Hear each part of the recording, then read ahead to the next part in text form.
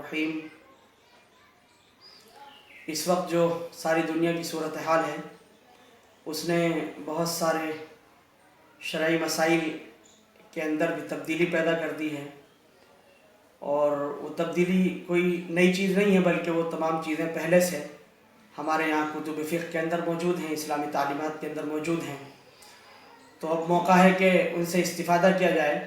چنانچہ ہمارے بعض رفقا ساتھی مستقل سوالات کر رہے ہیں کہ گھروں میں نماز پڑھنے کے لیے کہا جا رہا ہے تو جماعت کی کیا ترتیب ہو۔ ایک تو یہ سوال ہے، اور ایک سوال یہ بھی کہ جب جمعے کی نماز آئے گی تو جمعے کی نماز کس طرح سے ادا کی جائے، جمعے کی نماز میں ہم کیا کریں، ظہر پڑھیں یا جمعہ پڑھیں، اور اگر جمعہ پڑھیں تو اس کی کیا ترتیب ہو، کیا نوعیت ہو۔ چنانچہ پہلی بات کے سلسلے میں عرض یہ ہے کہ گھروں کے اندر نماز پڑھنے کے لیے کہا جا رہا ہے تو وہاں بھی اس بات کو ملحوظ رکھا جائے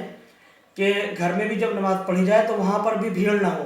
اس لیے کہ جس چیز سے روکا گیا ہے مسجد میں جانے سے، مسجد میں نہ پڑھ کر گھروں میں پڑھنے کی اجازت ہوئی ہے، اگر وہی چیز گھروں میں بھی ہونے لگے، بھیڑ گھر میں بھی لگ جائے تو یقیناً اس سے بچنے کی بات کہی جا رہی ہے، اور کوشش کی جائے کہ گھر میں بھی بھیڑ نہ ہو۔ اگر ہم کہیں پر پڑھ رہے ہیں، گھر کے اندر پڑھ رہے ہیں، تو گھر کے افراد خانہ جو ہیں صرف وہی پڑھیں، باہر سے لوگ ادھر ادھر سے جمع نہ ہوں۔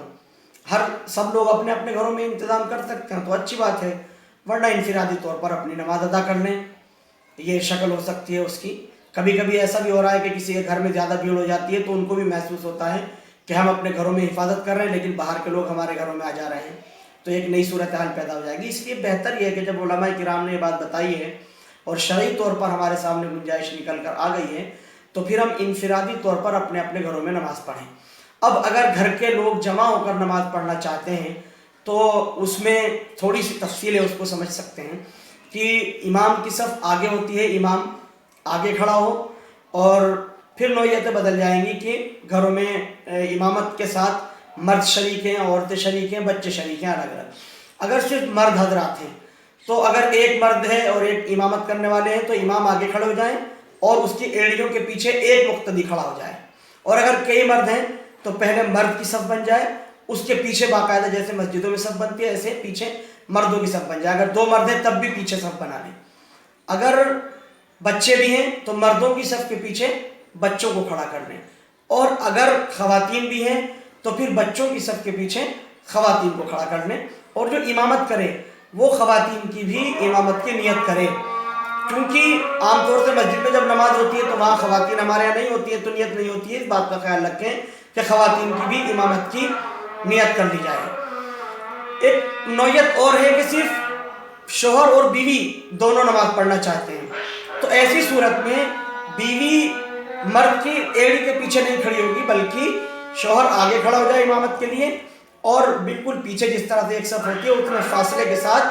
بیوی نماز پڑھ سکتی ہے، یا اور جتنے بھی گھر کی خواتین ہیں ان کی اگر وہ امامت کرنا چاہیں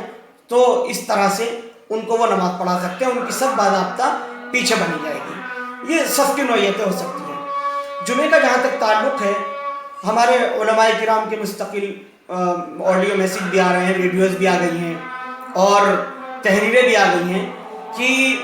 جمعے کی نماز کی بجائے کوشش اس بات کی ہو کہ فرض نماز ظہر کی اپنے گھروں پر ادا کریں، مسجدوں میں اذان بھی ہو جائے اور خطبہ بھی ہو اور وہاں نماز بھی ہو، لیکن صرف چند لوگ، 3 لوگ نمازی ہوں اور چوتھا امام ہو، اس طرح سے وہاں پر نماز پڑھ لی جائے مسجدوں میں۔ باقی حضرات اپنے اپنے گھروں پر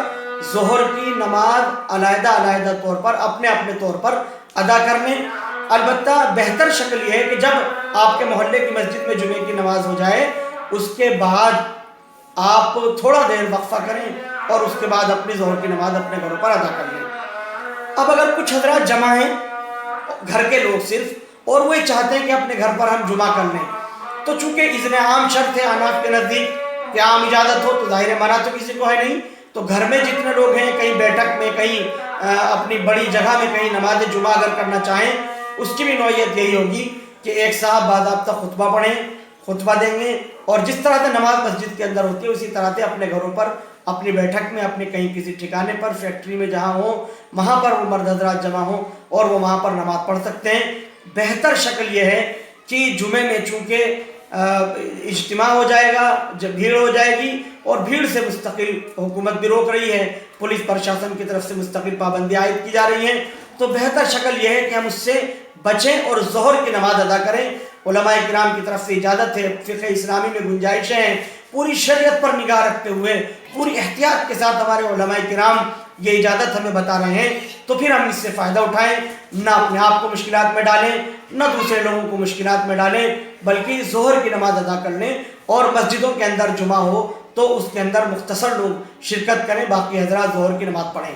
اسی میں ایک مسئلہ اور بھی سامنے آ رہا ہے، وہ مسئلہ یہ ہے کہ بعض لوگ یہ سمجھ رہے ہیں کہ 3 ہفتے تک یہ پابندی عائد رہے گی، اور حدیث شریف میں ہے کہ 3 ہفتے تک نماز چھوڑنے، جان بوجھ کر نماز چھوڑنے والے کے لیے وعیدیں ذکر کی گئی ہیں، تو ہم اس وعید میں آ جائیں گے۔ یہ خوف کھانے کی ضرورت نہیں ہے، وہ وعیدیں جو ہیں وہ اس صورت میں ہیں جبکہ سستی، کاہلی اور اپنی طرف سے نماز کا استخفاف کرتے ہوئے جمعے چھوڑے جائیں 3، تو اس وعید کے اندر شامل ہوں گے۔ یہاں پر نوعیت بدلی ہوئی ہے، یہاں پر ہماری مجبوری ہے، یہاں پر ہم معذور ہیں، اور یہاں پر وہ وعید نہیں ہوگی، بلکہ شرعاً ہمارے لیے گنجائش ہے کہ ہم جمعے کی نماز نہ پڑھ کر ظہر کی نماز پڑھ لیں۔ یہ چند گزارشات ہیں، اس پر عمل کریں گے تو انشاءاللہ ثم انشاءاللہ کسی بھی آنے والی ناگہانی مصیبت سے ہم اپنے آپ کو محفوظ رکھ پائیں گے۔